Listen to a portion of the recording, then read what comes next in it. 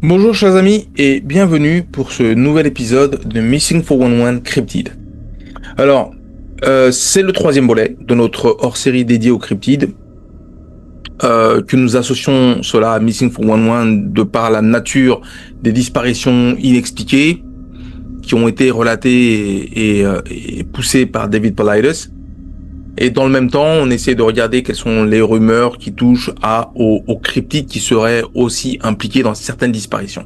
C'est ce pourquoi ce hors-série s'appelle Missing 411 Cryptid.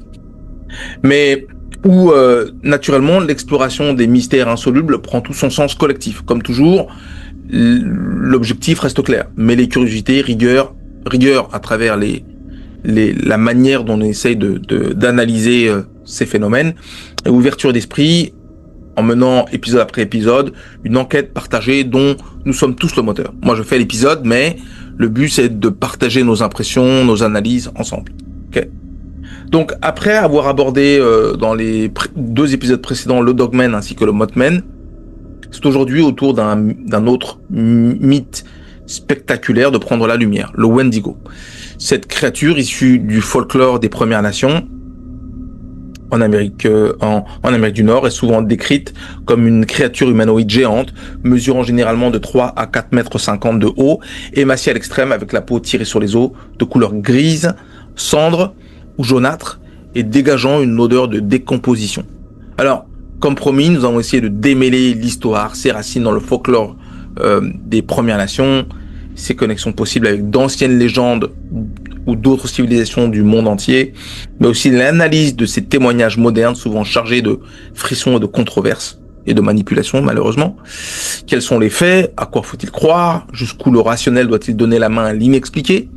Ensemble, nous passerons au crible preuves matérielles, témoignages et analyses historiques, et bien sûr, y découvrir des canulars potentiels. Comme nous avons pu,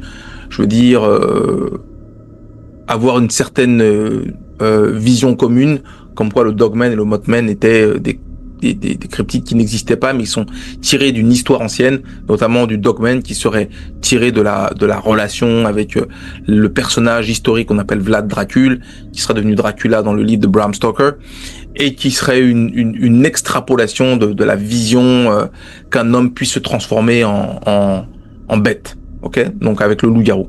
Okay. Et donc ce serait avec les immigrants européens qui seraient arrivés en Amérique du Nord, auraient amené la légende du loup-garou qui serait devenu le Dogman. C'est mon analyse. Donc aujourd'hui, on va reprendre les mêmes habitudes que nous avons eues dans les épisodes précédents, avec une partie 1 dans le préambule, avec la revue des commentaires des épisodes précédents, notamment Missing 411 Cryptid 2 sur le Mothman, et Science et Technologie épisode 1 sur Three Eye Atlas, et on va regarder les commentaires ensemble. Partie 2, nous regarderons les aspects les aspects du Wendigo avec plusieurs chapitres. Chapitre 1 avec origine, racine et histoire du Wendigo. Chapitre 2, Wendigo dans les civilisations anciennes et surtout les Premières Nations ici en Amérique du Nord et du Sud. Chapitre 3, quelles sont les différences entre le Wendigo et sa représentation démoniaque, on va dire satanique ou de manière plus générale spirituelle et associée à la sorcellerie. Quelles sont les preuves matérielles accumulées chapitre 4, pardon. Quelles sont les preuves matérielles accumulées concernant le Wendigo comparativement aux autres cryptides que nous avons vus ou couverts ensemble. Chapitre 5, quelle est la situation du Wendigo aujourd'hui et quels sont les 3 cas les plus représentatifs que nous couvrirons dans les cas du jour. Okay. Naturellement, nous aurons une conclusion du préambule et après la conclusion du préambule, je vous donnerai un petit état de ce que nous allons couvrir dans les semaines à venir. Je sais, je cherche du travail, ça bouge un petit peu, mais même si ça bouge un petit peu, si je retrouve du travail, je continuerai mes vidéos parce que j'aime échanger avec vous et moi, encore une fois, je ne monétise pas, mais je vous donnerai un état des lieux de ce que nous allons couvrir dans les semaines à venir. Et puis, comme vous le savez sur cette chaîne, la parole vous est donnée à travers vos commentaires et les échanges que nous avons. Et nous utilisons cette chaîne uniquement comme un outil de partage. Ok. Donc, approfondissons ce nouveau dossier ensemble et nous déciderons ensemble. Alors, chers amis, préparez-vous encore une fois à arpenter les forêts obscures et les légendes oubliées. Suivez-moi et entrons sans crainte, mais toujours avec discernement dans la traque des cryptides entre mythe, enquête et possible réalité. Générique.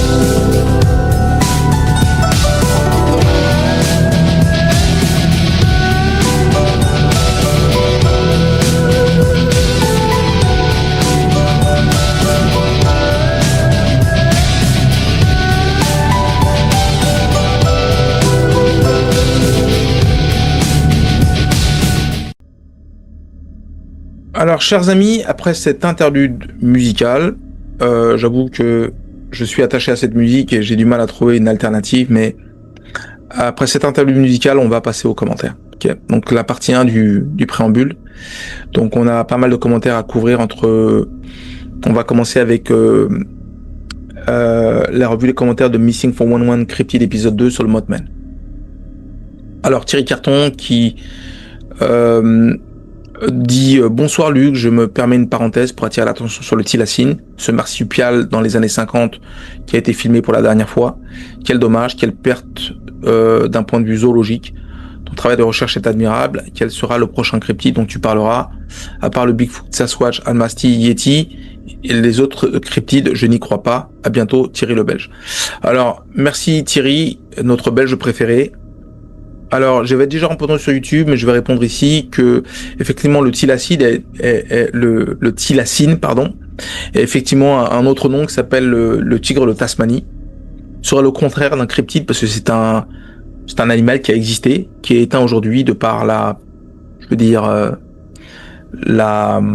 volonté de le chasser de manière extensive par les humains, et tout comme le dodo. Mais j'ai entendu dire que le thylacine ou le tigre de la Tasmanie pourrait être réintroduit en utilisant l'ADN qui a été récupéré de ses os ou de ses restes, tout comme le direwolf, donc le loup terrible, serait réintroduit dans certaines parties du monde à travers l'ADN qui aurait été prélevé de ses restes. Lad 1392, merci de répondre à mon commentaire, c'est cool, peu le fond. Je ne te souhaite que de la réussite. Je regarde tout cela, mais je reste intrigué, car tant que je ne vois rien, je n'y crois pas, mais j'aime beaucoup les épisodes sur David Paulides et les disparitions étranges. Merci beaucoup pour ce que tu fais et de répondre aux commentaires. Moi, franchement, j'y trouve un vrai plaisir de répondre aux commentaires. Et encore une fois, je vous invite tous, si vous avez l'envie d'avoir une discussion tête à tête, ou si vous voudriez que l'on fasse un live avec des questions-réponses et autres, on pourrait faire ça. Ce serait très intéressant.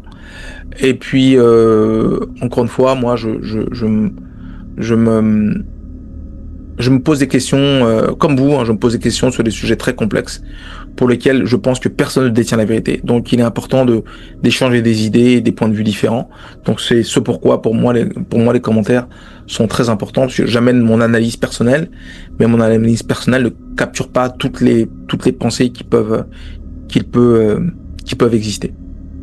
Donc, encore une fois, merci à vous pour les commentaires et merci à vous pour l'appréciation de mes analyses. Et pour David Paulides, encore une fois, moi, David Paulides n'est pas mon ami, mais je respecte énormément le travail qu'il a pu réaliser. Et j'ai eu une discussion il y a pas longtemps avec lui par rapport à certaines informations que je vais amener la semaine prochaine dans l'épisode 7 de Missing 411 Sasquatch. Et effectivement, il a fait un travail exceptionnel en utilisant son temps, son argent pour faire des livres, des documentaires exceptionnels. Et donc rien que pour cela, chapeau bas et 1000 fois merci à David Paulides. Elisabeth Postiello, je pense que le Bigfoot et le Yeti existent, tant de témoignages. Effectivement, Elisabeth, vous avez tout à fait raison. Il y a un grand nombre de témoignages partout dans le monde. Et effectivement, il y a des preuves plus concrètes qui commencent à voir le jour. Donc, j'en parlerai la semaine prochaine, notamment avec des résultats de tests ADN qui ont été réalisés sur des prélèvements de poils et de cheveux des Sasquatch. Thierry Carton, encore une fois, 8051, ton travail de recherche, comme d'habitude, exceptionnel. Je ne crois ni au Mothman, ni au Dogman. Je suis persuadé par contre de l'existence du Sasquatch, Bigfoot, Yeti, Almasty. Je pense qu'ils sont une évolution de Gigantopithecus, cela qu'il reste une branche évolutive des primates, une branche parallèle intelligente. Notons aussi les Néandertaliens et leur disparition. Sommes-nous les seuls, donc Homo sapiens sapiens, à avoir survécu? Je ne pense pas. Une branche intelligente des primates existe, j'en suis convaincu. Alors, je ne suis pas convaincu de la même chose. C'est un point de vue personnel, mais je pense effectivement qu'il y a une forte probabilité que le Sasquatch existe. Toutefois, sa correspondance avec le Gigantopithecus, comme j'en avais parlé dans l'épisode 12. Donc, si vous n'avez pas vu l'épisode 12, Thierry, je vous conseille de le regarder. Dites-nous quel est votre avis là-dessus, mais pour moi, ça semble proche de l'impossible. Et depuis peu, comme je le disais pour Elisabeth Postiello, il y aurait depuis certains temps, certains éléments comme de plus récents témoignages, une interview que j'essaie de valider, mais également des résultats de tests ADN qui sembleraient indiquer une branche humaine hybride. Ok? Donc faut comprendre une chose, c'est que Sapiens sapiens, c'est le croisement entre Sapiens et Néandertalensis. Donc on appelle de manière plus courante Néandertal. Donc c'est le croisement des deux qui donne Sapiens sapiens. Ok? Mais Sapiens serait le résultat, en fait, potentiellement, Sasquatch serait le résultat de Sapiens, le croisement avec une autre race, qui aurait donné cette race hybride qui est le Sasquatch. Ce serait ça la théorie. Mais j'en parlerai la semaine prochaine. Encore une fois, Elisabeth Postiello, les anciens avaient une vraie sagesse et un lien avec la vie, l'argent et la cupidité des élites, qui sont les vrais exploiteurs et les destructeurs de la nature, représentent 1% de la population, 80% des richesses. Alors c'est vraiment, je l'ai dit à plusieurs fois, je suis très inquiet de l'état spirituel de la race humaine. Si on regarde 300-400 ans en arrière, on voit plein de choses qui sont absolument effarantes. On parle de génocide en Amérique du Nord, en Amérique du Sud. On parle d'esclavage, de racisme, de discrimination, de torture, basée sur la couleur de la peau. Mais vous vous rendez compte de la folie? Est-ce que vous vous rendez compte de la folie dans laquelle la race humaine est tombée? Spirituellement, nous sommes devenus pires que les animaux. Quand vous regardez en plus les génocides plus récents, la Shoah, quand vous regardez ce qui se passe en Palestine, est-ce que le monde est devenu fou? Moi, nous avons oublié que ce que nous sommes, nous trouvons la réflexion de ce que nous sommes chez les autres. C'est ça la vérité. Et nous sommes devenus quasiment des robots obnubilés par l'argent et le matériel. Et cela reste très dommageable. Et rien ne semble changer. Mais comme on est en train d'atteindre le fond, quand on a atteint le fond, on ne peut que remonter. Quand vous vous retrouvez au fond de la piscine, qu'est-ce que vous faites? Vous poussez sur vos jambes, vous remontez. Il n'y a pas d'autre choix. Elisabeth Postiello, encore une fois, je suis très intéressé, mais je ne parviens pas à croire que ce cryptide existe, en parlant du Mothman. C'est toujours un travail de recherche fascinant. J'avoue que aussi, je connaissais le nom de ce cryptide. J'avais vu le film, qui était super bien, super sympa. Mais je n'y crois pas non plus, une seule seconde. Pour moi, en fait, c'est plus une vision spirituelle. Alors moi, j'ai fait la théorie depuis un long moment, que de par la permissibilité qui existait entre le monde spirituel et le monde réel, et la corruption de la race humaine aujourd'hui, en ce qui concerne tout ce qui est satanique, et tout ce qui est démoniaque, je pense que nous verrons de plus en plus de gens qui auront des témoignages comme qu'ils voient des démons, ou certains qui verront des anges, et ce seront des véritables entités spirituelles que nous verrons de manière réelle, dans le monde réel. Et je crois vraiment cela. Maintenant, revue des commentaires de Science et Technologie, épisode 1 sur Three Eye Atlas. Alors, chers amis, commençons avec le premier commentaire d'Aymin Amin. Merci beaucoup de t'être souvenu de ma question sur le Three Eye Atlas. Cette histoire me fait penser au film Contact avec Jodie Foster. Après tout, ne dit-on pas que tout est révélé dans le cinéma? Il y a peu, la France a déclaré officiellement demander à Thales la construction d'un radar spécial de défense, je crois. Comme on dit, les coïncidences révèlent souvent des évidences. Merci encore pour tout ton travail et ton savoir partagé. Alors tout le plaisir est pour moi, encore une fois, cher Amy et Naimin, car vous aviez initié l'idée de regarder de plus près Three Eye Atlas, ce que je faisais déjà, mais je n'avais pas porté tellement d'attention à cela, parce que j'avais pas mal de choses qui étaient sur le grill, mais il faut rendre à César ce qui lui appartient, donc voilà, je vous remercie pour cela. Et oui, il y a un peu de cela avec Contact. Il y a aussi un autre film qui me fait penser à ça, mais effectivement, aujourd'hui, il est bel et bien confirmé. J'ai d'autres sources, j'ai d'autres informations que malheureusement je peux pas révéler, qui sont des informations un peu, on va dire secrètes, on va dire, mais qui m'ont été confiées sous le prisme de la confiance, donc je peux pas les révéler, mais il y a beaucoup d'éléments qui déterminent. Aujourd'hui, c'est déterminé à 100% que c'est un objet artificiel d'origine extraterrestre, donc qui n'est pas de notre système solaire ni de la Terre. Ce n'est pas chinois, ce n'est pas russe. Donc ça va bien d'une autre civilisation. Et donc il y a plusieurs éléments que je peux révéler qui prouvent cela. Premièrement, il y a la luminosité de l'objet qui dépasse de 10 fois la luminosité classique d'une comète.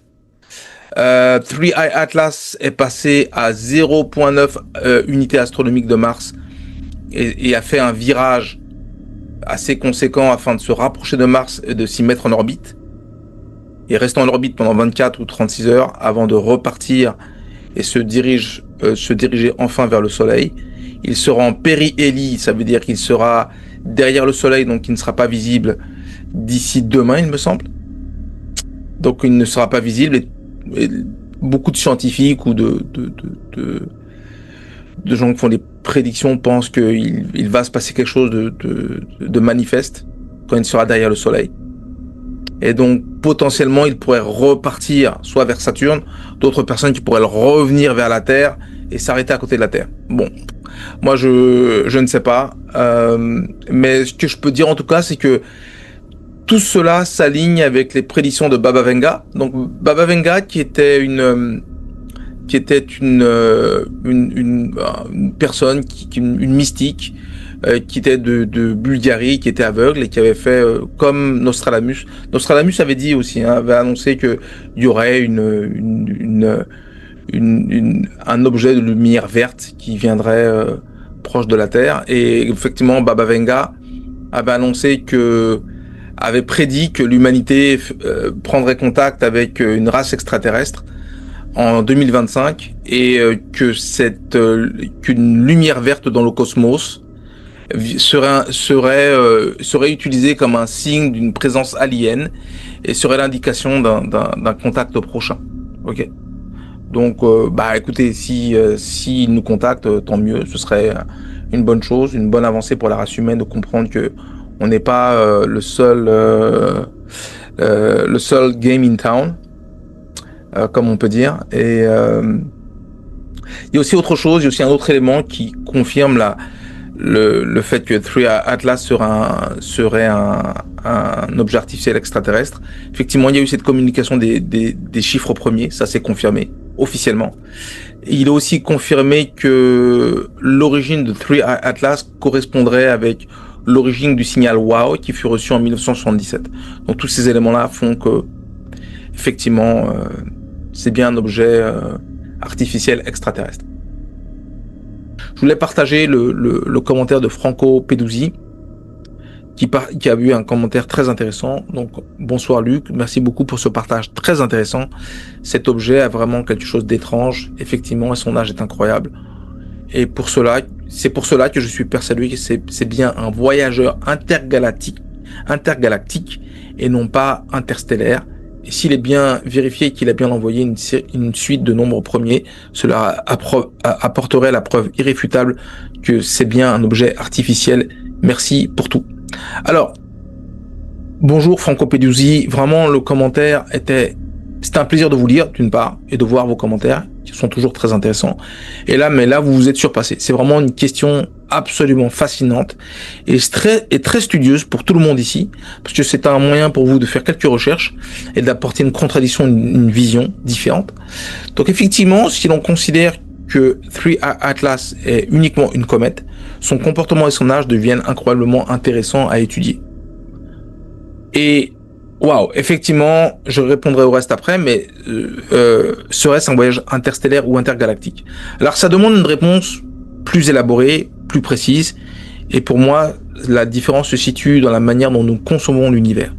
Alors moi, je n'en ai pas parlé avec Jonathan McDowell, parce que sans en parler, pour nous, de manière naturelle, pour ceux qui ont fait de la science et qui ont une compréhension un petit peu de l'univers, donc un petit peu, moi c'est un tout petit peu, Jonathan McDowell c'est un peu plus, parce que je considère encore que notre connaissance, et lui-même le dit, Jonathan McDowell me l'a dit clairement, que la connaissance des humains aujourd'hui sur la conception de l'univers est très limitée. Okay, mais le peu que nous connaissons, nous nous accordons sans en discuter que le concept est plutôt interstellaire. Alors pourquoi?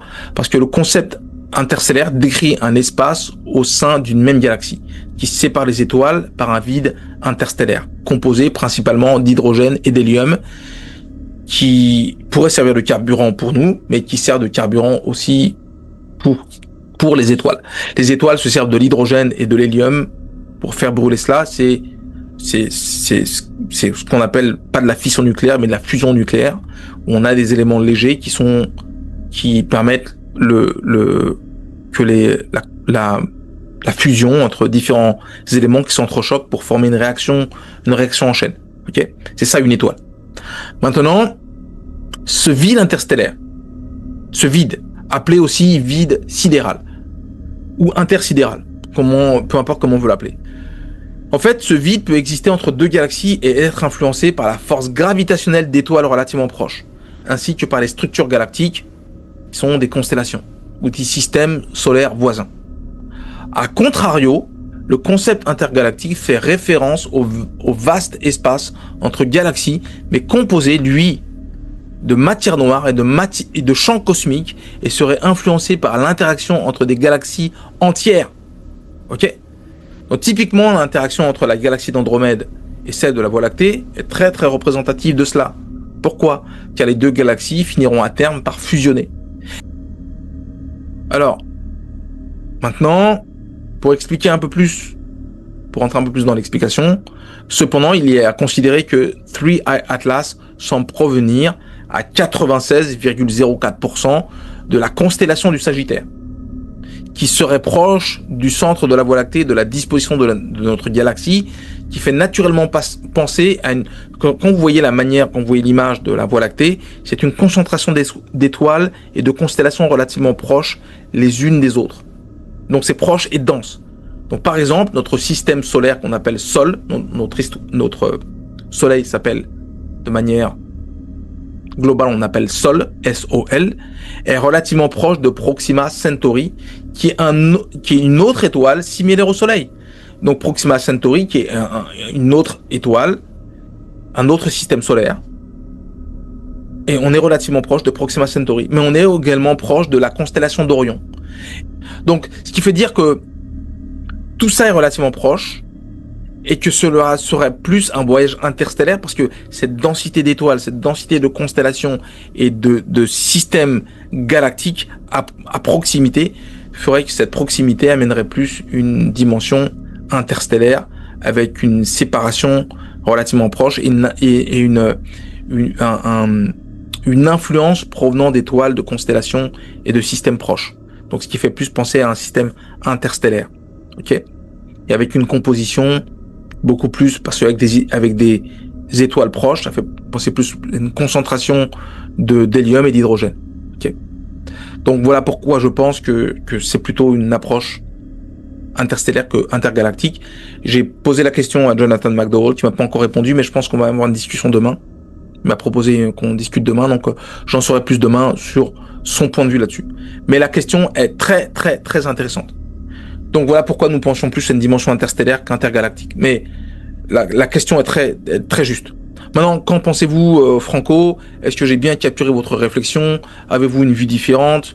Et oui, pour continuer là-dessus, la transmission de nombres premiers a bien été confirmée par différentes sources et d'autres informations et d'actions de Three Eye Atlas, notamment la manière dont Three Eye Atlas s'est rapproché de Mars de manière à changer sa direction, se rapprocher de Mars, se mettre en orbite autour de Mars et de repartir vers le Soleil, ce qui confirmerait que c'est bien un vaisseau extraterrestre. Et si vous voulez ajouter quelque chose, qui que ce soit, n'hésitez pas, c'est très intéressant. Alors maintenant, Thierry Carton 8051, qui ouvre aussi une parenthèse pour différents sujets, mais on revient sur le Sasquatch, mais je laisse le Sasquatch de côté, je vais juste ouvrir la parenthèse sur la conquête de la Lune par les Américains en 1969, alunissage à sa surface. Thierry dit, je pense qu'à l'époque, techniquement, c'était impossible. Soi-disant 400 000 personnes impliquées à tous les niveaux, c'est pour moi du mensonge, je referme cette parenthèse. Bonne continuation, Luc, le Belge, Bruxelles, capitale. Alors effectivement, je reviens toujours sur je questionne sur les frites. Donc, Thierry, notre Belge préféré, je pose la question, est-ce vraiment en Belgique qu'ils ont fait les meilleures frites? Alors, on est parti avec mon fils il y a quelques années quand on vivait encore en France. Bon, ça fait plus de 10 ans maintenant, là. On était parti en Belgique, on avait mangé dans les meilleures frites du monde. On avait mangé dans un restaurant qui disait, voilà, les meilleures frites du monde. Elles étaient bonnes, mais c'était pas exceptionnel. Et donc, c'est un débat passionnant de savoir où est le secret où se trouvent les frites. Moi, je pense que c'est la double friture qui m'a été confirmée. Une moyenne friture au début et après une friture très intense à la fin pour les rendre croustillantes. Et l'élément principal, l'ingrédient qui serait l'élément définitif, ce serait la graisse de bœuf. Donc, question ouverte. Mais je pense que Thierry a répondu que c'était bien la graisse de bœuf, l'élément fondamental. Alors, pour revenir sur la question sur l'aparté de Thierry Carton sur les Américains et la Lune. Alors, moi, effectivement, pour répondre à cet aparté, sur la conquête de la Lune par les Américains, moi, je n'y crois pas. Je suis tout à fait d'accord avec vous, Thierry. Je n'y crois pas, les Américains n'avaient pas et n'ont toujours pas les moyens technologiques pour se rendre sur la Lune. Pour une raison très simple, c'est qu'il y a les anneaux de radiation de Van Allen. Donc James Van Allen avait découvert la radiation des anneaux de Van Allen en 1958, qui ont été, je veux dire, accentués par des explosions de bombes atomiques par les Américains dans l'atmosphère. Très intelligent, hein, balancer des bombes atomiques dans l'atmosphère pour renforcer les anneaux de Van Allen. Donc quand vous sortez de l'atmosphère, quand vous éloignez de la Terre, il y a des anneaux de radiation très importants qui fait que vous passez au travers, tout l'équipage à bord va mourir par le fait d'être exposé à des radiations très importantes. Donc effectivement, il faudrait trouver un moyen de protéger les astronautes. Et il y a eu un astronome, il n'y a pas longtemps, il y a 2 ans, qui a fait une révélation en disant que tant qu'on ne résoudra pas le problème des anneaux de Van Allen ou des ceintures de Van Allen, on ne pourra pas aller sur la Lune, on ne pourra pas aller sur Mars. C'est pas moi qui l'invente, hein. Vous trouvez, je peux vous mettre le lien, mais vous verrez le lien, et c'est ce que dit un astronome très connu. Ok. Mais moi, par contre, l'opération américaine de voyage sur la Lune, j'y vois 2 choses. Une opération militaire, d'une part, pour le financement d'une technologie de missiles intercontinentaux. Voilà, ICBM, c'est ça vient de là. Donc, on a investi beaucoup d'argent pour faire croire un voyage sur la Lune. En vérité, il fallait c'était une opération militaire. La NASA est affiliée à l'armée, hein. Faut pas se mentir. La NASA est une filiale de l'armée américaine. C'était pas une entité propre. Elle est affiliée à l'armée américaine. Et on a utilisé la déception autour du voyage sur la Lune pour pousser l'Empire soviétique dans une course effrénée qui détruira son économie quelques dizaines d'années plus tard et amènera à la fin de l'Empire soviétique dans les années 90. Et une de mes prochaines vidéos sur sciences et technologies, la prochaine sera sur l'intelligence artificielle, mais celle d'après sera sur le voyage sur la Lune. Donc on va aborder le voyage sur la Lune de manière très factuelle, et je vais donner des éléments très factuels. Et après vous me direz ce que vous en pensez. Mais moi je n'y crois absolument pas. C'est une manipulation, et il y a plein de preuves qui le démontrent.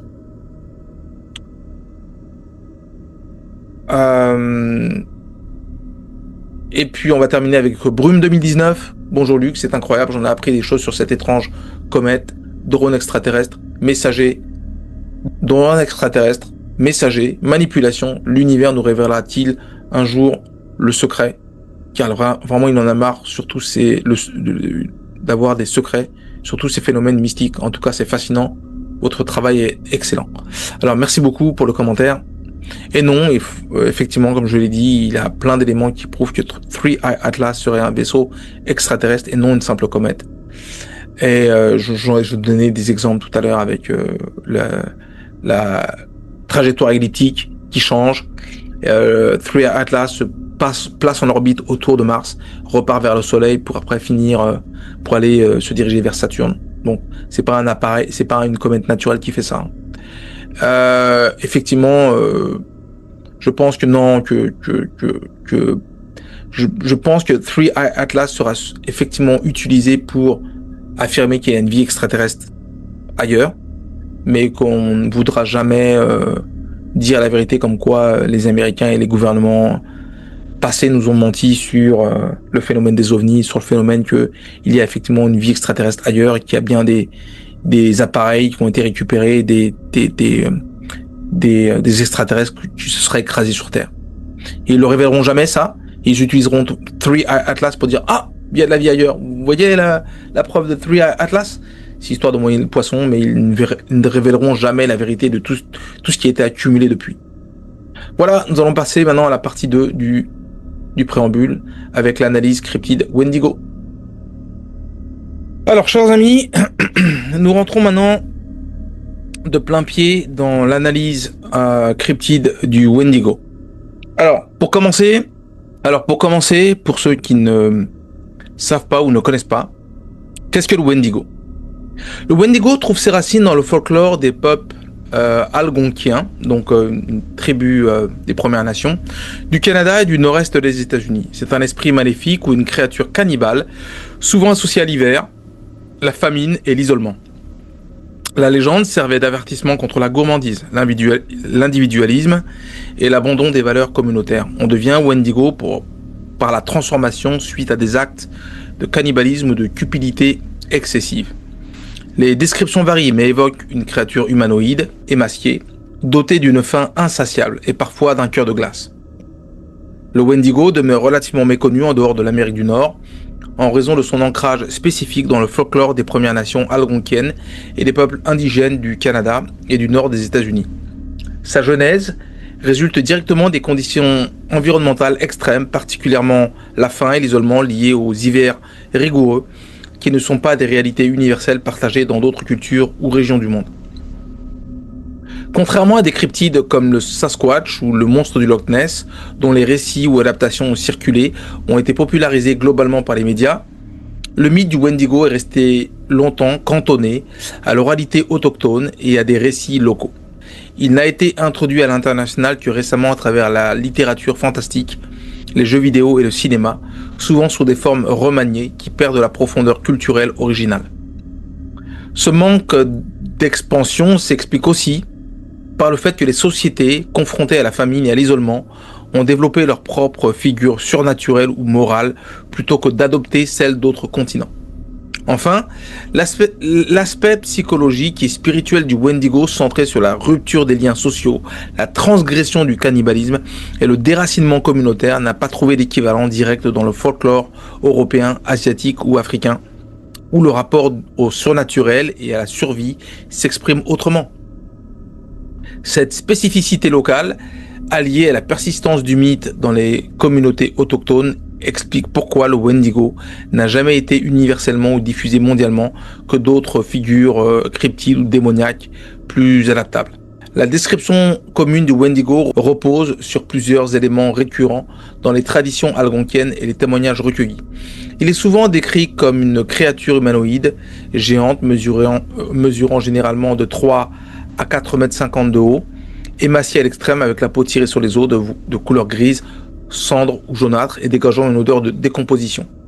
Le Wendigo possède des yeux enfoncés, parfois brillants ou luminescents, de longues griffes acérées, des dents de chien ou de fauve jaunies et parfois une langue anormalement longue. Les lèvres sont souvent décrites comme abîmées ou totalement absentes car rongées dans la quête perpétuelle de chair humaine. Selon certains récits, il arbore des bois ou des cornes de cervidés et peut-être couvert de poils, mais sa maigreur demeure son trait distinctif. Il ne peut jamais être rassasié et plus il mange, plus il devient grand et affamé. Sa démarche est hésitante ou maladroite, mais il se déplace sans effort dans les forêts enneigées du Canada et du nord des États-Unis, s'adaptant parfaitement à la rigueur de l'hiver. Il possède une capacité effrayante à imiter la voix humaine, ce qui lui permet d'attirer les victimes dans l'isolement des bois. L'émanation d'une peur viscérale ou d'une aura de mort et d'un pouvoir maléfique accompagne presque toutes les rencontres. Enfin, si le Wendigo est décrit comme une entité physique, il demeure souvent dans les croyances locales un esprit capable de posséder l'esprit humain et de le pousser au cannibalisme ou à la folie. Il est également associé à la sorcellerie des Premières Nations, ou des fois associé à un sort qui serait lancé contre une personne qui a été mauvaise et qui a contribué au malheur de certains. Son insatiabilité, sa transformation perpétuelle et son aspect de cadavre ambulant symbolisent l'angoisse de sa transformation ultime, perdre son humanité et sombrer dans l'horreur de l'isolement.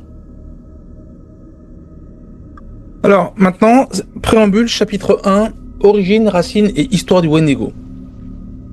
Alors, le Wendigo est une figure mythologique complexe, principalement ancrée dans le folklore des peuples algonquiens du nord-est de l'Amérique du Nord, tels que les Ojibwés, les Saulteaux, les Cris, les Naskapi et les Inuits. Cette créature est traditionnellement représentée comme une entité malfaisante, née de la faim extrême, du froid et de l'isolement caractéristique des hivers rigoureux canadiens. Mais au-delà d'un simple monstre, le Wendigo incarne plus largement la transgression morale. Il surgit lorsque l'individu succombe au cannibalisme par nécessité ou cupidité, devenant alors l'incarnation de cette faute absolue. La singularité du mythe repose sur la notion de transformation.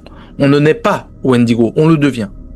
Selon le récit, lorsqu'une personne commet l'irréparable en mangeant de la chair humaine, elle perd son humanité, poussée par une faim insatiable qui ne sera jamais comblée. Ce motif de la métamorphose, accompagné d'une perte de repères moraux et sociaux, sert avant tout d'enseignement collectif pour les communautés autochtones, leur rappelant le prix de l'égoïsme et la nécessité du respect des lois tribales, même dans l'adversité.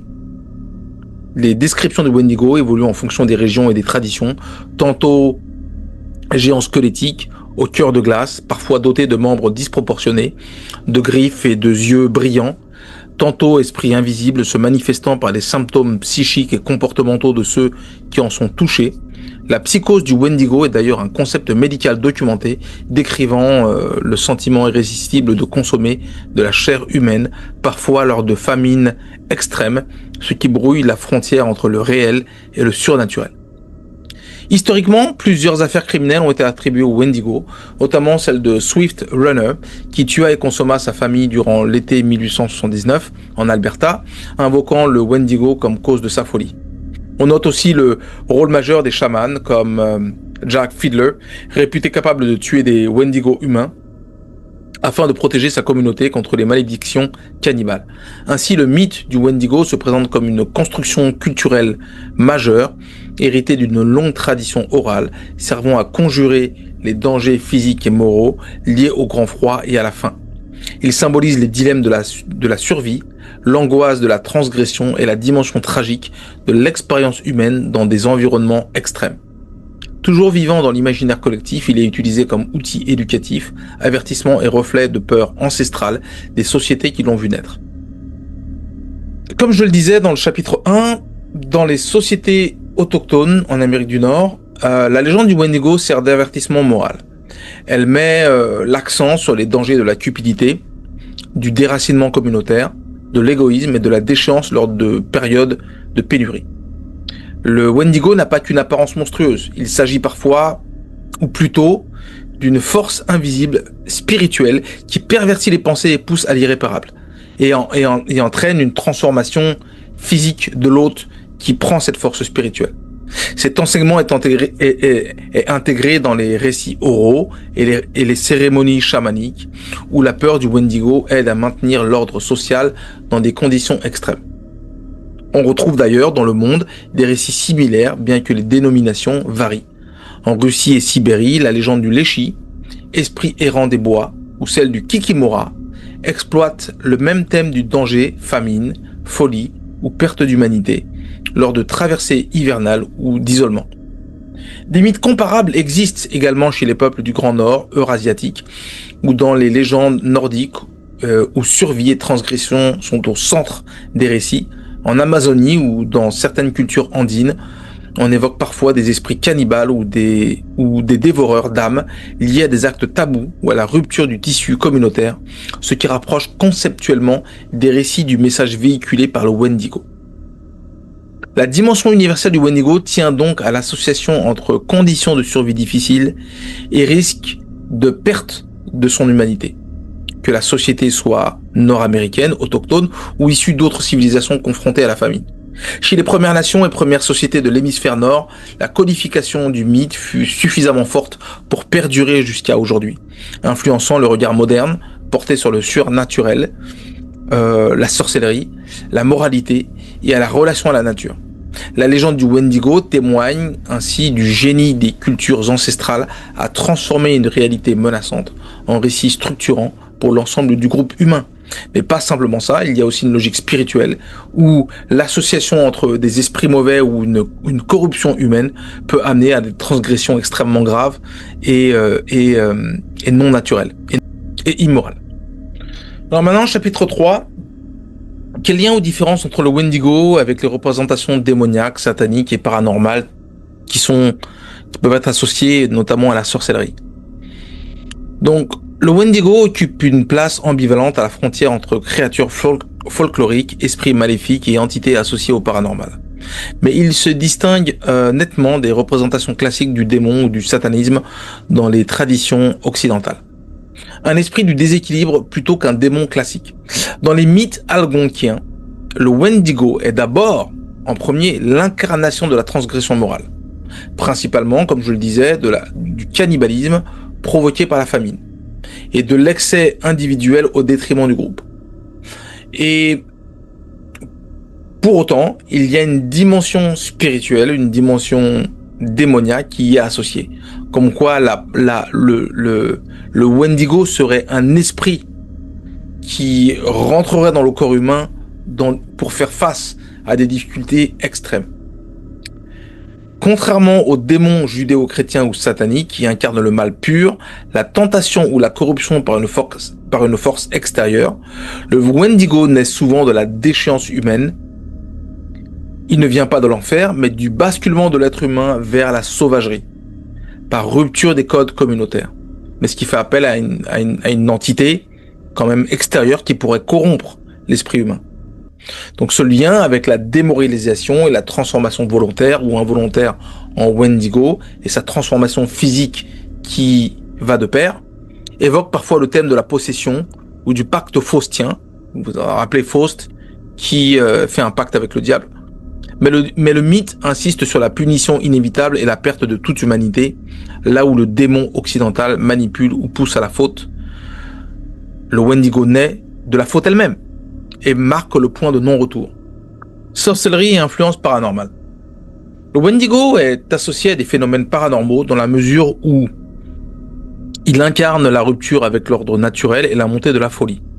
Certaines traditions précisent qu'il peut posséder un individu, que cette force peut posséder un individu, transformant sa psyché et son comportement jusqu'à sa mutation physique ou à la psychose cannibale. Cette idée de possession le rapproche des entités surnaturelles ou de la sorcellerie telle qu'elle est comprise dans les cultures autochtones, où le chaman peut exorciser ou combattre l'esprit Wendigo pour sauver le malade ou la victime. C'est un peu ce que l'on retrouve avec les possessions démoniaques et l'exorcisation qui proviendrait d'une personne liée à une religion monothéiste.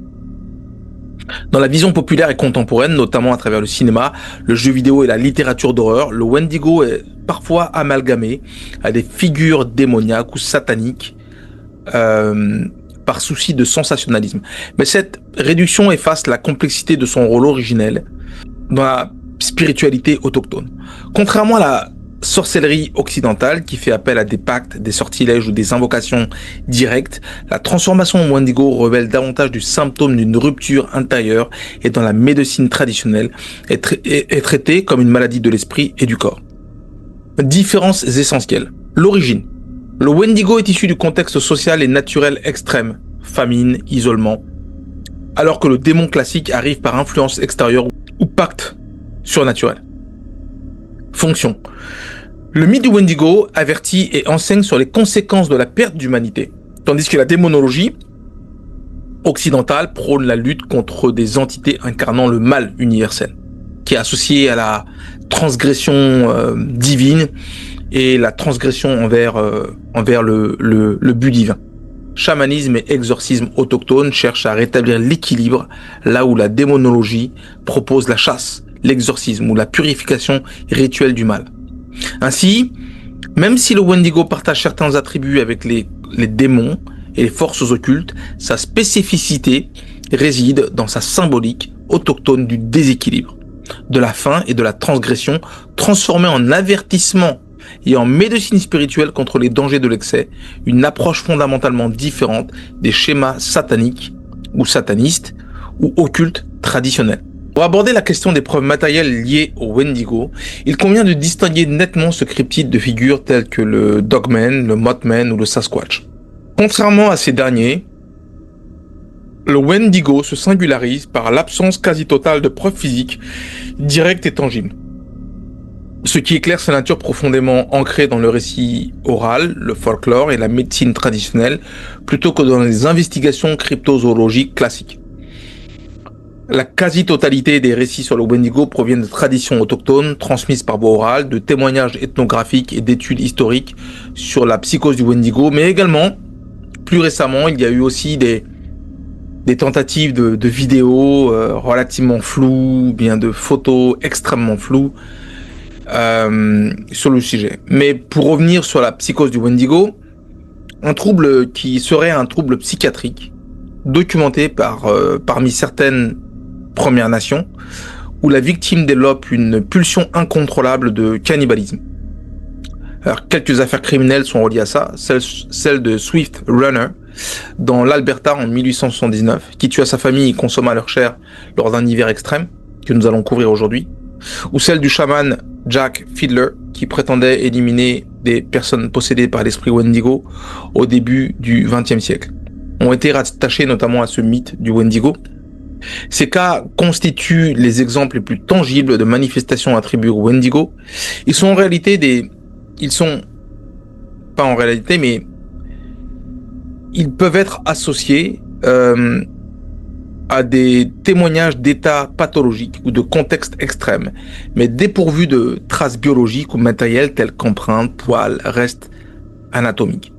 À l'inverse, les cryptides comme le Sasquatch bénéficient d'une abondance de preuves matérielles, traces de pas, échantillons de poils, vidéos, photos et accusations aussi des canulars, ça existe, hein. Et ce qui permet une approche critique fondée sur une investigation plus scientifique, même si elle est un petit peu contestable, parce qu'il y a eu beaucoup de faux, malheureusement, liés au Sasquatch. Et le Dogman, quant à lui, est principalement associé à des observations oculaires, parfois des empreintes ou des récits d'agression. Le Mothman réunit témoignages visuels, dessins, rapports policiers et articles de presse, en plus de sa dimension psychologique propre au phénomène de panique collective. Le Wendigo, par contraste, a aussi une dimension de témoignage visuel, mais il existe quelques photos, vidéos non authentifiées de créatures qui sont relatées ici et là dans des sites spécialisés ou même des fois sur YouTube.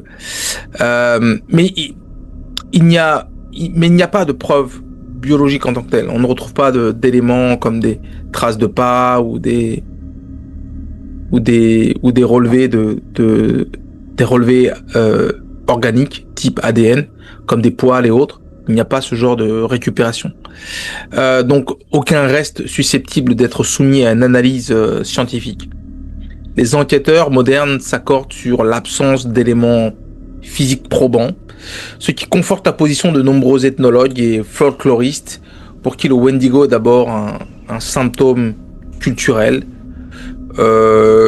psychologique et éventuellement spirituel, et non un animal inconnu ou évasif. En somme, les preuves du Wendigo sont de nature, on va dire, plus psychologique, spirituelle, littéraire ou sociologique. Des récits de possession, des descriptions cliniques de la psychose du Wendigo, des narrations mythiques et des traditions chamaniques visant à prévenir la faim et la déchéance. Cette absence de manifestation physique contraste fortement avec les autres cryptides, qui offrent à la fois un corpus d'indices, on va dire matériels, même s'ils sont controversés, et une tradition de recherche plus orientée vers l'analyse de terrain et la collecte d'échantillons. Chers amis, alors que nous approchons la fin de l'analyse sur le Wendigo, nous allons attaquer maintenant le chapitre 5 et puis nous allons atteindre la conclusion du préambule. Mais il faut se pencher un petit peu sur la situation du Wendigo aujourd'hui. Alors, la situation du Wendigo aujourd'hui, ça illustre beaucoup plus la transformation d'un mythe ancestral, d'un mythe, on va dire, ou une figure, on va dire, mythologique d'une ethnie, en une figure polymorphe de la culture contemporaine, oscillant entre héritage autochtone, qui est symbole d'une psychose collective et aussi une icône du fantastique populaire. Donc il est la combinaison de ces deux aspects, de cette psychose collective et une image du fantastique populaire que l'on retrouve à travers les films, les animés par exemple. En premier lieu, au sein des communautés autochtones du Canada et du nord des États-Unis, le Wendigo reste une référence, on va dire, fondamentale dans la transmission orale, la littérature et l'éducation morale sur le vivre ensemble, le besoin de collectivisme et d'appartenir à un groupe. Bien que la psychose du Wendigo ait nettement régressé grâce à l'amélioration des conditions de vie et l'intégration des concepts psychiatriques modernes, la créature type Wendigo demeure présente dans les discussions sur la santé mentale, l'identité culturelle et les périls liés à la perte de cohésion sociale et aussi la dégradation morale et spirituelle des êtres humains. Pour certains aînés et gardiens de la tradition, il sert encore de mise en garde contre les excès et les ruptures avec les valeurs communautaires, tout en jouant un rôle dans certaines cérémonies ou récits éducatifs. Dans le monde académique et les milieux de la recherche, le Wendigo est analysé comme un symptôme sociologique, psychiatrique et même écologique. Il incarne les peurs liées à la pénurie, à la solitude extrême et à la transgression morale. Certains psychologues ou sociologues font même le lien entre les meurtres de masse par arme à feu avec cette figure de l'isolement extrême qui amène à des actions violentes extrêmement importantes et qui amène à cette isolation extrême loin d'une communauté qui soit inclusive. Les ethnologues et anthropologues étudient aussi des répercussions sur l'organisation sociale, l'impact du colonialisme et la façon dont le mythe a su évoluer et survivre à travers des périodes de grands bouleversements. Donc ça veut dire grand bouleversement, ça veut dire que on vivait dans une civilisation qui était, coupée en morceaux, avec une séparation entre les colons et les opprimés. Et aujourd'hui, avec la migration des peuples, les mariages interculturels, on se rend compte qu'il y a maintenant un mouvement qui est beaucoup plus inclusif socialement, même si politiquement ou de manière géopolitique, c'est un petit peu moins le cas. Mais d'une manière sociale, de manière générale, on voit que dans des pays où l'immigration est largement mise en avant, aux États-Unis, au Canada, en France, en Italie et d'autres, les mariages interculturels sont naturels. Donc, qui créent une forme d'inclusivité qui éloigne ce phénomène ce phénomène du traumatisme, de l'isolation et de la pénurie importante. En parallèle, le Wendigo a franchi les frontières de l'oralité traditionnelle pour envahir la culture populaire mondiale. Il est intégré dans les littératures fantastiques. Notamment, il y avait les romans de Stephen King, Margaret Atwood, au cinéma, Wendigo, Antlers, Ravenous, en série télévisée, Supernatural, Hannibal, donc Hannibal, le fameux tueur en série, là, et en jeu vidéo, Until Dawn. Dans ces univers, il subit souvent une hybridation, perdant sa dimension éducative originelle pour devenir symbole de l'horreur, du cannibalisme et du surnaturel incarnant le mal absolu ou la mutation incontrôlable.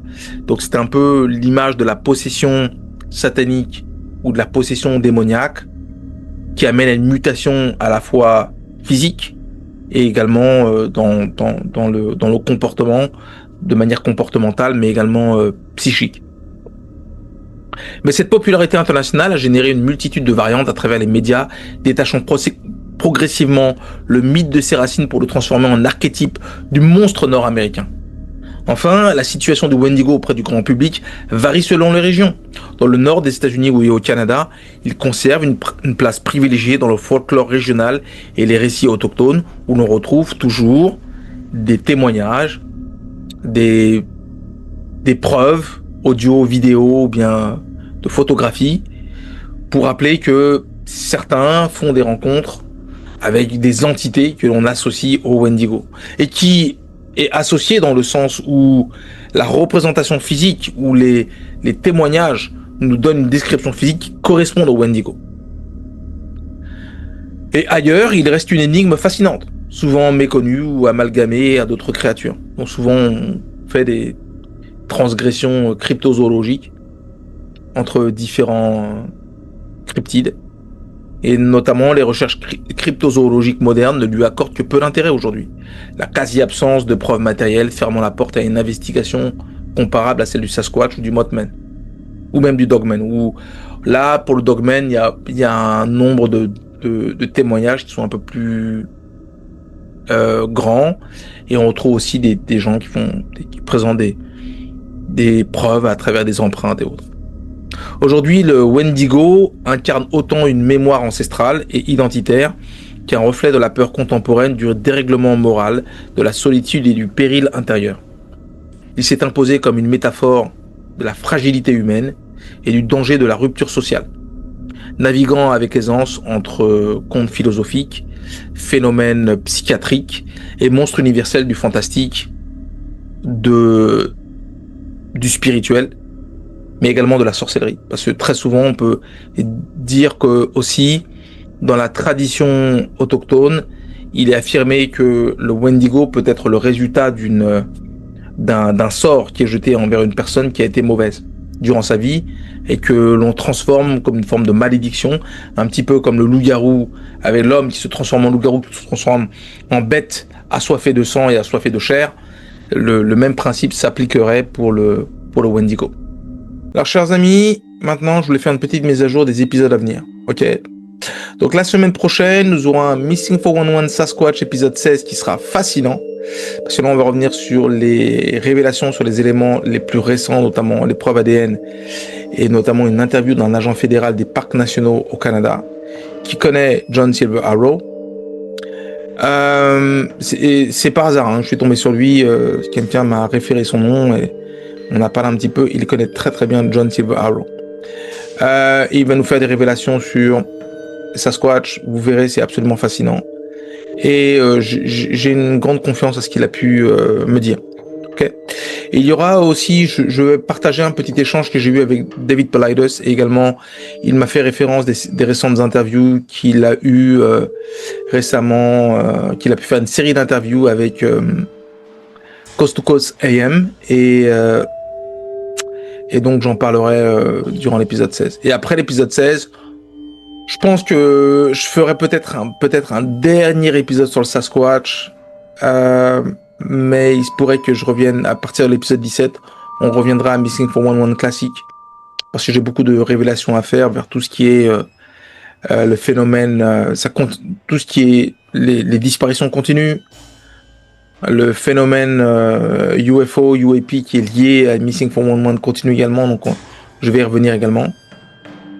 Et puis pas mal de révélations à faire aussi sur le pourcentage des nombres de gens qui disparaissent. On m'a posé quelques questions là-dessus, donc je vais revenir sur ce sujet-là. Puis dans les semaines à venir, je vais faire une étude du monde spirituel et de sa relation avec l'humanité. Donc ce sera l'analyse spirituelle partie 2. Donc là, on va rentrer en profondeur sur le monde spirituel, les anges, les démons, les anges déchus, la bataille céleste entre Dieu et Lucifer qui deviendra Satan, et faire une analyse un peu plus profonde qui lie à, d'après moi, ce qui se passe aujourd'hui. Donc, ce sera une analyse très intéressante, mais naturellement, chacun pourra donner son avis, me challenger si vous considérez que je suis dans le faux, il n'y a aucun problème. Et puis, dans les semaines à venir, il y aura également une analyse de l'intelligence artificielle et de sa bulle spéculative. Pourquoi c'est un modèle pourquoi c'est une bulle spéculative? Pourquoi le modèle ne fonctionne pas? Qu'est-ce qui se passe avec ChatGPT? Pourquoi tout cela n'a aucun sens? Alors, je vais expliquer vraiment en détail. Je vais rentrer dans les détails de c'est quoi l'intelligence artificielle, d'où ça vient, vers quoi ça peut aller, et qu'est-ce qui se passe aujourd'hui? Pourquoi on parle d'une bulle spéculative qui va imploser? Quoi qu'il arrive, ça va imploser. Okay? Avec des montants d'argent qui dépassent l'entendement, mais ça va imploser. Et puis, il y aura une autre vidéo sciences et technologies, parce que l'analyse AI et sa bulle spéculative, ce sera une analyse sciences et technologies, et il y aura un autre épisode sciences et technologies qui touchera à la mise à jour de Three Eye Atlas, et on fera une analyse de la conquête de la Lune par les Américains en 1969 et ses ramifications historiques. Ok, donc ce sera très intéressant. D'ici là, on va attaquer les cas du jour et on va finir par une tentative de conclusion finale. Chers amis, alors nous allons commencer avec le cas numéro 1, Swift Runner dans l'Alberta, au Canada. Donc l'Alberta, c'est une province qui se trouve donc à l'ouest du Canada, juste avant la Colombie-Britannique. Et l'affaire de Swift Runner est l'un des exemples les plus saisissants documentés de psychose ou de corruption spirituelle de l'esprit qu'on appelle le Wendigo dans l'histoire du Canada, illustrant la rencontre brutale entre folklore indigène, pathologie sociale et justice coloniale. En 1878-1879, Swift Runner, de son vrai nom Kakisi Kuchin, un chasseur et guide Cree, respecté vivant au nord d'Edmonton, part en forêt pour l'hiver avec sa femme, ses 6 enfants, sa mère et son frère. Une pratique courante pour la survie hivernale. Au printemps, il revient seul et affirme aux autorités que tous ses proches sont morts de faim. Pourtant, Swift Runner, loin de l'apparence d'un survivant famélique, est en bonne santé, éveillant la suspicion de la police montée. L'enquête menée sur son campement révèle l'horreur. Ossements humains éparpillés, os brisés pour extraire la moelle, graisse humaine dans les marmites, traces évidentes de cannibalisme volontaire et répété. Sous la pression des preuves, Swift Runner confesse avoir assassiné puis mangé toute sa famille, poursuivant même son geste alors que les vivres et du gibier étaient redevenus accessibles avec la fin de l'hiver. Il insiste, il aurait été victime d'une possession par le Wendigo, le terrible esprit cannibale du folklore algonquin, qui pousse à la folie et à la consommation de chair humaine.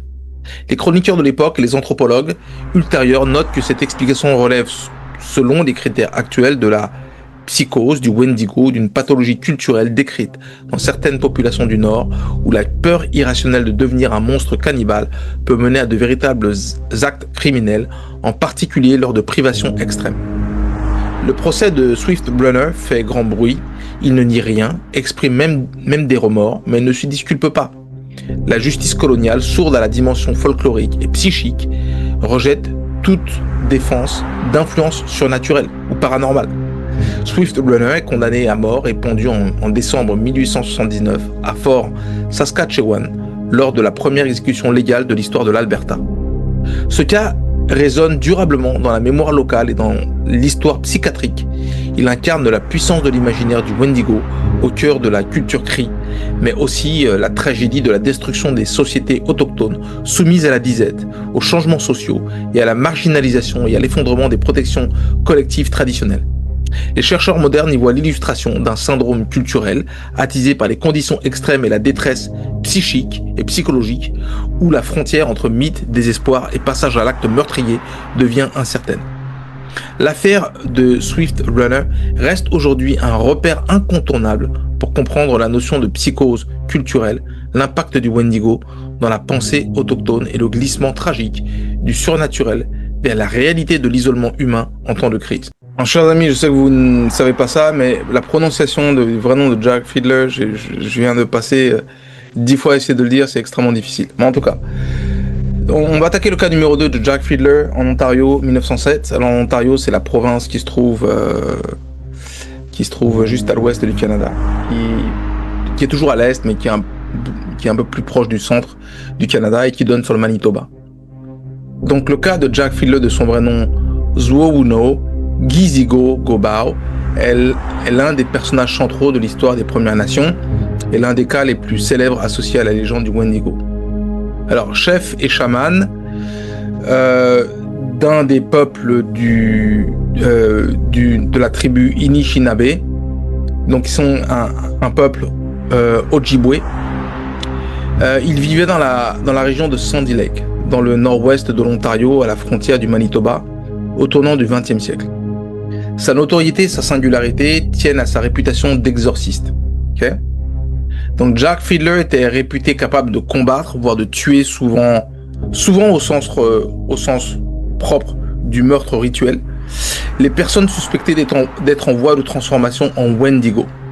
Donc, pour certains, comme je le disais, c'est vraiment une attaque spirituelle. C'est vraiment une possession d'un démon sous la forme spirituelle.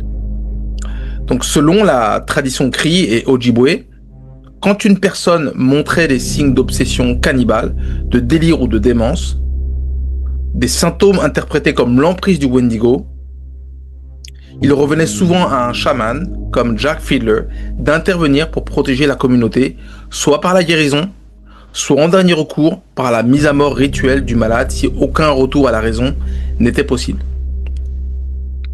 Donc en 1907, la police montée, qui est aujourd'hui l'équivalent de la GRC, la Gendarmerie nationale du Canada, donc qui représente la police, on va dire, fédérale. Donc la police montée du Nord-Ouest procède à l'arrestation de Jack Fiddler et de son frère Joseph, les accusant d'avoir tué au moins 14 personnes soupçonnées d'être possédées. Pour les Fiddler et leur communauté, il s'agit d'actes de miséricorde socialement acceptés dans une culture où la croyance au Wendigo restait omniprésente et où la maladie mentale ou la détresse extrême était interprétée à travers le prisme surnaturel. Alors il faut comprendre que pour les Premières Nations, littéralement on leur a tout pris.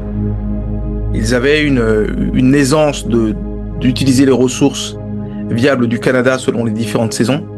Avec l'arrivée des Européens, l'installation et la prise de contrôle du Canada par les Européens, en fait, ils ont tout perdu. Donc ils sont soumis à un stress de la perte communautaire, parce qu'en fait, quand vous perdez une terre pour les Indiens, c'est une association à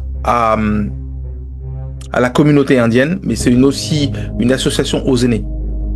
Et tout passe par la connaissance orale et par la connexion avec les aînés, à la fois dans le contexte matériel de la passation de la connaissance, mais aussi de la passation spirituelle. Donc c'est comme si les aînés, comme dans la tradition africaine, les aînés sont toujours présents. Et on vénère les aînés parce qu'ils sont la somme de la connaissance, la somme de la sagesse. Ok ? Donc, c'est à la fois un choc, je veux dire, communautaire pour les Indiens, mais c'est aussi un choc culturel. C'est un choc culturel avec le système judiciaire colonial qui ne comprend pas ces traditions. qui ne comprend pas ces traditions ancestrales qui font partie de la connaissance spirituelle qui est associée aux traditions indiennes. En fait, moi, je comprends bien ça parce que c'est la même chose en Afrique. On a un tissu religieux,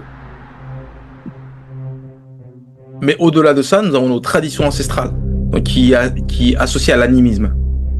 Ok, donc et quand on comprend comment le tissu social fonctionne, l'imposition d'un système judiciaire ou d'un système de jugement colonial ou extérieur amène un clash en fait. Donc c'est ce choc culturel là que j'explique avec le système judiciaire colonial qui était brutal.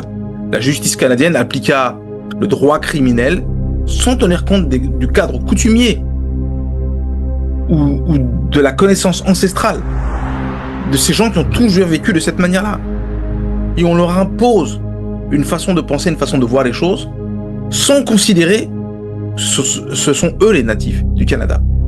Ce ne sont pas les Européens. Les Européens ont saisi leurs terres. Mais les vrais habitants ancestraux du Canada sont les Indiens. Donc, on applique un droit criminel sans tenir compte des cadres coutumiers, condamnant les frères pour meurtre, alors qu'une grande partie de la population de Sandy Lake protestait, convaincue de la légitimité spirituelle de leurs actes. Alors, est-ce qu'il n'y a pas de malice dedans? Je n'en sais rien. Okay, mais c'est la manière dont ça peut être perçu par les gens, la communauté à l'époque. Donc Jack Fiedler se suicide peu après sa condamnation, tandis que Joseph, son frère, meurt en prison quelques jours après avoir été innocenté à la suite de la mobilisation d'intellectuels, missionnaires et anthropologues autochtones et non autochtones qui plaidèrent leur cause et remirent en question l'incapacité de la justice coloniale à comprendre le contexte culturel local. C'est comme si moi je viens chez vous, la manière dont vous élevez vos enfants, non, je veux les éduquer de ma manière. Et c'est comme si on me dit, mais t'es qui toi? T'arrives chez moi, tu veux me dicter mes règles? C'est incompréhensible. Et comme il y a la puissance militaire derrière ça, c'est une puissance coloniale. Donc il n'y a pas de... Bon, les gens se sont levés, même des gens qui sont d'origine européenne se sont levés pour expliquer, non, vous pouvez pas traiter les gens comme ça, c'est leur croyance, respecter leurs croyances. Et aujourd'hui, le cas Jack Fiedler reste paradigmatique en réalité dans l'histoire de la relation entre la spiritualité autochtone, justice coloniale et frontières mouvantes de la maladie mentale. Il offre un éclairage sur la profondeur du mythe du Wendigo dans les sociétés algonquiennes, donc indiennes, sur les rituels préventifs ou curatifs en usage au sein des communautés des Premières Nations, et sur les tragédies qui résultèrent de l'incompréhension coloniale de ces pratiques. Parce qu'effectivement, il peut y avoir comme une association entre la maladie mentale et des attaques spirituelles. En fait, c'est comme si on nie que, hormis le monde matériel, il y a un monde spirituel. Le monde spirituel existe. Quand on parle de possession ou de corruption spirituelle d'un homme, on parle de possession d'un démon dans le corps d'un homme, ça existe. Ça existe en Afrique, ça existe en Europe, ça existe dans les traditions indiennes. Et on nie cela comme si tout ce contexte spirituel n'existe pas. Parce qu'on veut mettre de la matérialité, on veut mettre de la logique dans la pensée.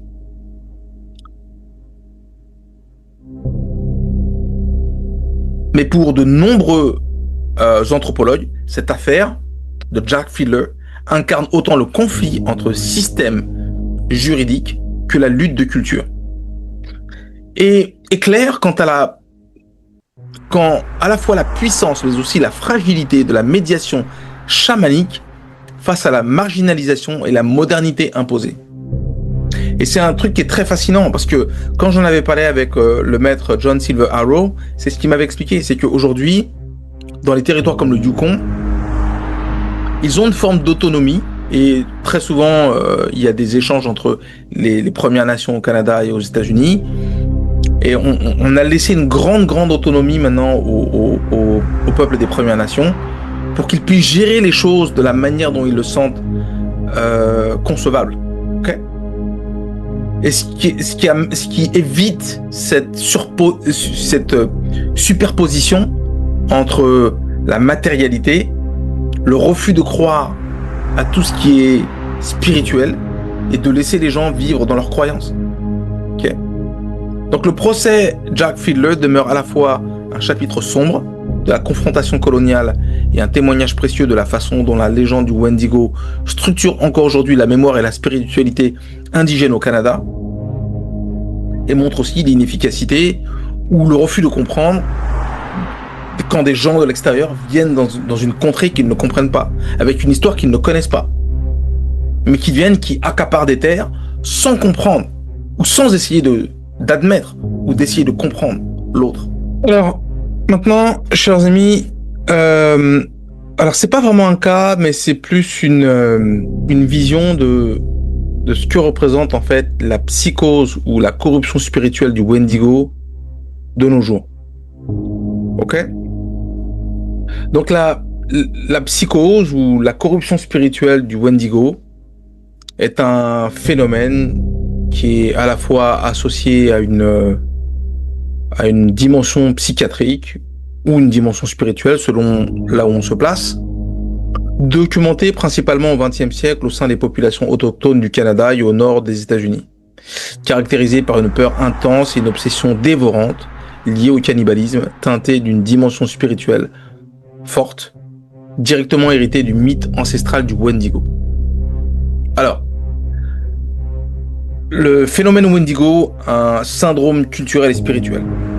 La psychose du Wendigo n'est pas une maladie standardisée, mais davantage un syndrome culturel, ancestral, par lequel un individu des Premières Nations, souvent en situation d'isolement, de privation extrême, notamment de nourriture, développe des idées délirantes liées à l'idée qu'il risque de devenir un Wendigo lui-même, et qu'il est en partie possédé par cet esprit maléfique. Ce trouble comprend souvent des comportements obsessionnels, la peur panique d'exploser de faim, parfois accompagné d'hallucinations visuelles, auditives ou tactiles ou d'actes violents et ou cannibales. Spirituellement, le Wendigo est perçu comme une malédiction ou comme un sort, quelquefois, qui s'illustre par un déséquilibre profond, une sanction spirituelle liée à la violation des tabous, à la cupidité ou à la rupture du lien social. Alors, il faut comprendre que les gens des Premières Nations sont des gens très inclusifs, qui vivent vraiment en communauté. La famille, pour eux, c'est tout. La définition d'un individu se détermine à travers la famille, à travers la communauté dans laquelle il exerce un rôle. La privation d'une communauté amène à des psychoses très très importantes. C'est pour ça que les tortures et les privations, les enlèvements, les meurtres et les viols d'enfants autochtones par des personnes dans les écoles catholiques et autres ont eu un effet dévastateur sur ces communautés. Ok ? Donc, la rupture d'un tel lien social ou d'une structure familiale amène à la possession ou à la transformation en Wendigo, qui est vécu comme une perte irréversible de l'humanité. Comme si, structurellement et spirituellement, c'est comme si l'humain devenait inhumain. Il descend vers le chaos intérieur et la solitude absolue. Le mythe introduit donc une dynamique morale puissante.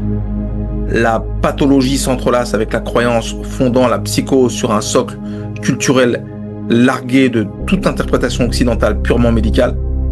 Et on parle aussi d'une transformation physique. Okay. Donc, une transformation physique qui amène à une transformation de l'humain en inhumain ou en bête, ce qui ressemble beaucoup à l'apparence la transformation dont on pense au loup-garou ou au dogman. Ainsi, la psychose ou l'attaque spirituelle que représente le Wendigo cristallise une tension entre dimension spirituelle ancestrale et manifestations psychologiques, physiques, contemporaines, immergeant le malade dans une quête désespérée de combat intérieur contre la faim et la folie. Approche des témoignages de rencontres avec des Wendigo. Les témoignages de personnes affirmant avoir vu des Wendigo la nuit dans des forêts reculées sont nombreux. Au Canada, c'est nombreux. Aux États-Unis aussi. Bien que difficile à vérifier objectivement, ces récits partagent de manière très étrange les mêmes caractéristiques et les mêmes ressentis à la fois olfactifs, donc dans ce qu'ils ont ressenti, ce qu'ils ont senti de manière par l'odorat, mais également ce qu'ils ont pu voir. Ok. Donc il y a une ambiance de peur diffuse, de confrontation avec une entité non humaine, mais qui reste avec des caractéristiques qui peuvent s'apparenter à l'humain, aux traits spectaculaires et terrifiants. Une immense créature squelettique, aux yeux brillants, à la peau grisâtre, au corps émacié, dégageant une odeur de putréfaction, donc de décomposition. Beaucoup mentionnent une faculté d'imitation de la voix humaine. Très souvent, pour les attirer, on imite la voix humaine, comme si c'était un humain qui parlait, renforçant le sentiment d'angoisse et de piège. Alors, ces témoignages, et c'est ça qui est assez particulier, c'est qu'on pourrait penser que ces témoignages proviennent de personnes qui provenaient de la communauté des Premières Nations. Mais non, la majorité des témoignages proviennent de personnes qui sont en dehors de cette communauté. C'est ça qui est fascinant. Mais ces témoignages doivent être appréhendés à la lumière de la dimension symbolique et spirituelle du Wendigo dans la culture affective des témoins, où la peur de la nuit, l'association que nous nous faisons de la nuit avec une force maléfique et néfaste est profondément ancrée dans notre psyché humaine. Il y a aussi le contexte psychologique conditionné par le folklore local. Parce que les gens qui vivent dans des coins reculés connaissent les cultures locales et ont eux-mêmes des amis qui sont des Premières Nations. Et ils connaissent la tradition orale et les croyances individuelles qui peuvent influencer leur perception et l'interprétation d'événements réels ou hallucinatoires. Ok ? Mais il n'empêche que les gens qui font les témoignages ne sont pas des gens qui se connaissent tous.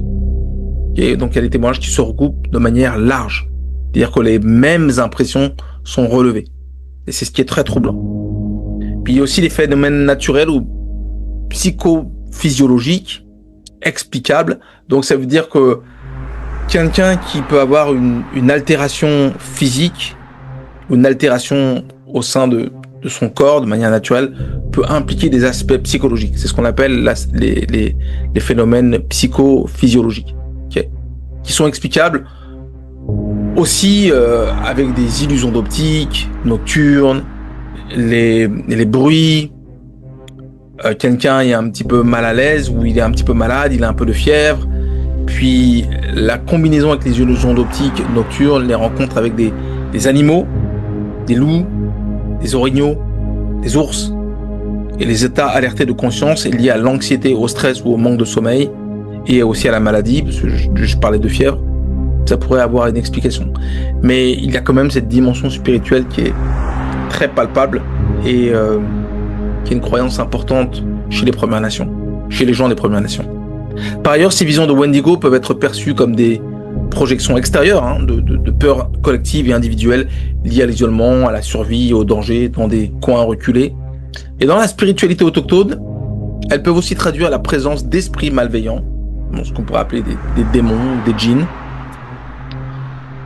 ou bien naître des manifestations intermédiaires entre monde visible et invisible. Donc on parle beaucoup dans la tradition autochtone de passage interdimensionnel. S'il existe dans toutes les civilisations anciennes, il y a cette logique de passage d'un monde à un autre à travers des portails. Okay. Donc ces projections extérieures sont aussi destinées à protéger la communauté par la peur ou à rappeler les mythes du respect des lois ancestrales. Okay. En somme, la gestion de ces témoignages doit conjuguer différents éléments. Je veux dire ouverture d'esprit, respect culturel, rigueur critique, mais aussi une compréhension que le monde spirituel existe réellement. Si on dit que rien n'existe, donc il n'y a pas de raison de sortir au-delà des sentiers de ce que le monde nous définit. Le monde est matériel, le monde est argent, le monde est accumulation matérielle. Alors pourquoi avons-nous cette recherche intérieure, cette recherche spirituelle qui accompagne le développement humain de manière naturelle? Parce qu'il y a quelque chose d'autre. Et ce quelque chose d'autre, c'est le monde de l'invisible. Et donc, cette reconnaissance de ce monde spirituel amène autant la validité d'un vécu subjectif, marqué par la spiritualité donc, que le besoin d'explications rationnelles et scientifiques pour ces phénomènes. Donc, même s'il y a un aspect spirituel à cela, ou un aspect paranormal, nous avons besoin de chercher des explications rationnelles. C'est pour ça que nous avons les sciences, c'est pour ça que nous avons la raison, pour nous accrocher à quelque chose qui soit palpable, entendable et raisonnable. Donc le Wendigo, à travers la psychose et ses récits, témoigne une fois encore du double visage du surnaturel ou du spirituel, entre terreur morale et quête de sens existentiel dans un univers humain et spirituel profondément imbriqué. Donc maintenant, chers amis, nous allons attaquer la conclusion finale. Alors, chers amis, nous atteignons notre conclusion finale. Et il est vrai que nous avons pris le temps de regarder certains aspects qui déterminent l'origine, la réalité ou la conséquence de ce que serait le Wendigo, une forme de corruption spirituelle humaine, le passage de l'humanité vers l'inhumanité. Et alors que la réalité de ce cryptide serait pour moi hautement improbable, mais pas impossible, hein. Je veux dire, le paranormal, nous savons que le paranormal existe. Nous savons également que le côté spirituel, cette frontière entre le visible et l'invisible, serait une possibilité qui s'applique au Wendigo comme elle pourrait s'appliquer pour le Mothman. Car effectivement, de nombreux témoins semblent être de bonne foi et assurent avoir vu cette créature à de nombreuses reprises. Toutefois, j'y vois, moi personnellement, une analogie spirituelle de la décrépitude de la race humaine et de sa déchéance spirituelle. En fait, pour moi, au terme de cette exploration du mythe du Wendigo, que je ne connaissais pas beaucoup, j'ai fait pas mal de recherches et une analyse, comme je le fais d'habitude, en reliant tout ce qui est historique, technologique et spirituel. Donc là, il y a moins de technologie quand on parle de Wendigo, mais donc... Et là, pour moi, je vois une certaine résonance jusque dans l'histoire récente et la psyché contemporaine. Une évidence pour moi s'impose, c'est que le Wendigo n'est pas qu'une antique terreur des forêts glacées du Nord, ici au Canada ou aux États-Unis, ou un symbole lointain de société disparue. Il agit encore aujourd'hui comme un miroir, souvent déformant mais profondément révélateur de nos angoisses en tant que race humaine, dérivée de nos propres manquements et des contradictions modernes qui sont celles de notre époque.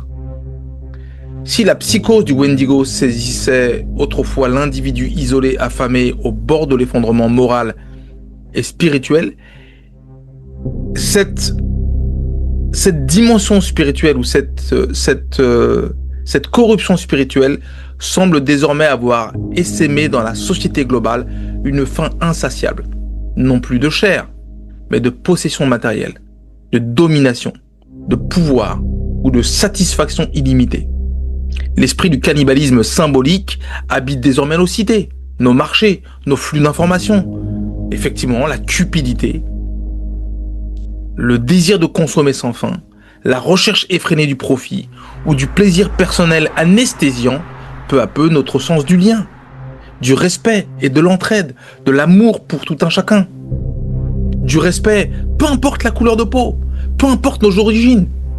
mais de se sentir appartenir à une communauté d'un ensemble global, avec des gens qui acceptent et qui valorisent la diversité. Mais au-delà de ça, nous nous retrouvons comme happés par le Wendigo à dévorer notre environnement, à négliger la dignité d'autrui, à sacrifier ce qui devrait nous unir pour servir ce qui nous divise et nous corrompt. Alors peut-être que, pour moi, quand les gens voient ce que j'essaie de faire avec ma chaîne YouTube, ils se disent c'est pas un gars normal, il affabule, il raconte n'importe quoi, il a une vision qui est erronée de ce monde, parce que quand on n'est pas derrière le matériel, nous avons une vision erronée, n'est-ce pas? Quand nous ne cherchons pas l'accumulation d'argent, nous sommes quelqu'un d'anormal, n'est-ce pas? Parce que tout le monde veut gagner de l'argent, être riche et rouler en Porsche.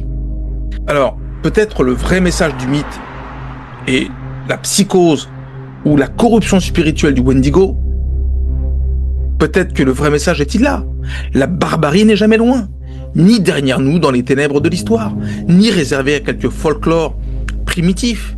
Elle guette à chaque fois qu'un collectif perd la mémoire de la fraternité.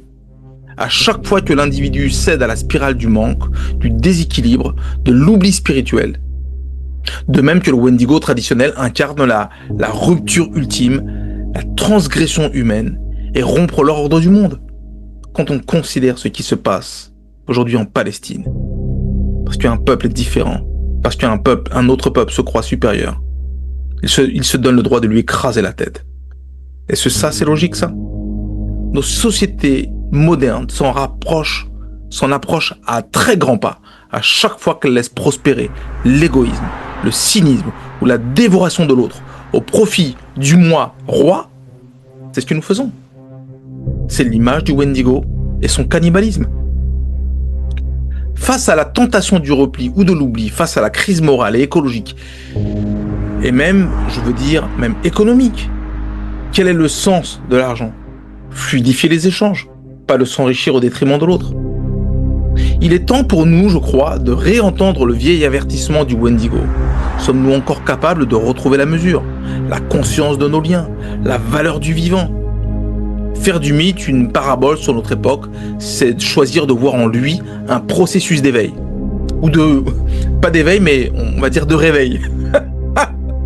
Comme si nous sortions d'une léthargie qui a duré des centaines d'années. Parce que la corruption humaine a commencé pour moi il y a environ 1000 à 2000 ans. Donc c'est un peu une invitation à refuser la transformation en créature sans âme pour honorer de nouveau notre humanité et la communauté dont nous sommes, vaille que vaille, les gardiens et les protecteurs. Chacun d'entre nous, nous avons un rôle à jouer. Mais tout ça commence par un changement dans le cœur et dans l'esprit. Alors c'est vrai que c'était un épisode sur les cryptides, c'est devenu une conclusion sur le spirituel. Alors, effectivement, bon, pour revenir sur le cryptide lui-même, je n'y crois pas une seconde. Mais ça valait le coup d'étudier le Wendigo parce que ça entrouvre une porte vers quelque chose qui est assez fantastique. Et c'est pour ça que j'aime beaucoup la culture amérindienne. C'est tellement riche, ça nous offre une vision qui est totalement différente de ce que nous pouvons percevoir des sociétés occidentales et qui se rapproche vraiment du savoir ancestral que l'on retrouve en Afrique, que l'on retrouve en Asie, que l'on retrouve dans différentes zones du monde, qui existait naturellement dans les sociétés occidentales, mais qui a disparu suite à, je veux dire, la présence, l'omniprésence de l'argent et de la culture du moi roi et de la possession matérielle. Donc voilà ce que je pouvais dire pour aujourd'hui. J'espère que vous avez apprécié cette analyse. Moi, j'ai vraiment aimé la faire. C'était un travail très différent de ce que j'avais pu faire auparavant. Je ne pensais pas que le Wendigo allait ouvrir sur quelque chose d'aussi vaste. Personnellement, je pensais que c'était juste une entité cannibale tirée de la sorcellerie des Premières Nations, mais je pense que c'est beaucoup plus profond que ça. Et donc moi j'ai vraiment aimé, donc j'espère que vous apprécierez autant que moi j'ai eu à le faire. Et puis donc je vous retrouve dans une semaine pour le 16e épisode de Missing 411 Sasquatch avec des révélations qui vont, je crois, vous scotcher. Ok? Ben écoutez, merci à vous de suivre la vidéo jusqu'au bout. J'apprécie énormément. Que Dieu vous garde, que Dieu vous protège et vous accompagne. Et on se parle dans une semaine. Merci à vous. À bientôt. Bye.